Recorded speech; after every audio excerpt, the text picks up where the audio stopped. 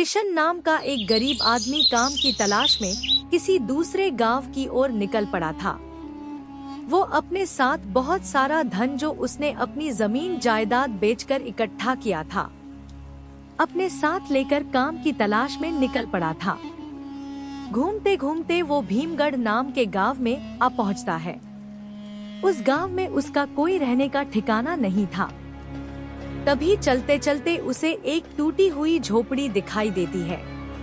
अरे, लगता है इस झोपड़ी में कोई नहीं रह रहा। अगर ऐसा है तो मैं इस झोपड़ी में रह लेता हूँ। जब तक मुझे काम नहीं मिलता, मुझे इसी में कुछ दिन निकालने होंगे।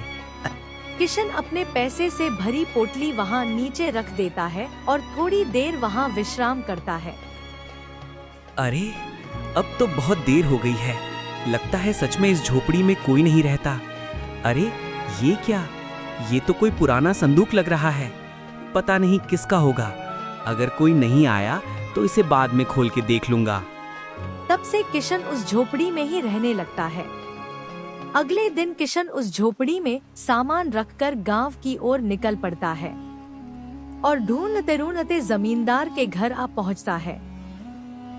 नमस्ते जमींदार जी, मेरा नाम किशन है और मैं इस गांव में काम की तलाश में दूसरे गांव से आया हूं।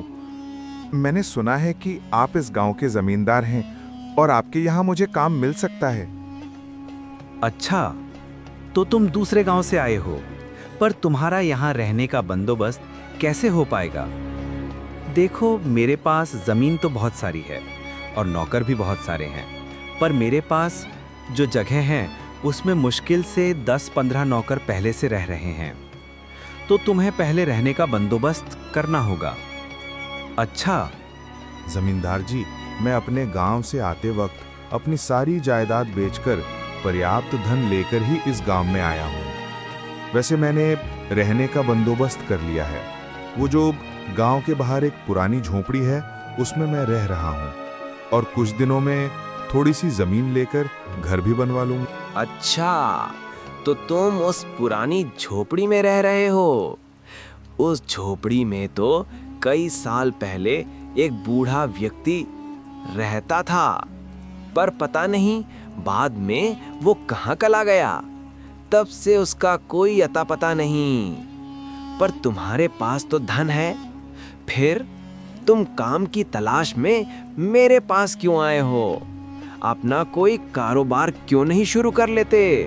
हंसते बातें करते हुए गांव के पुराने कुएं की तरफ जाने लगी।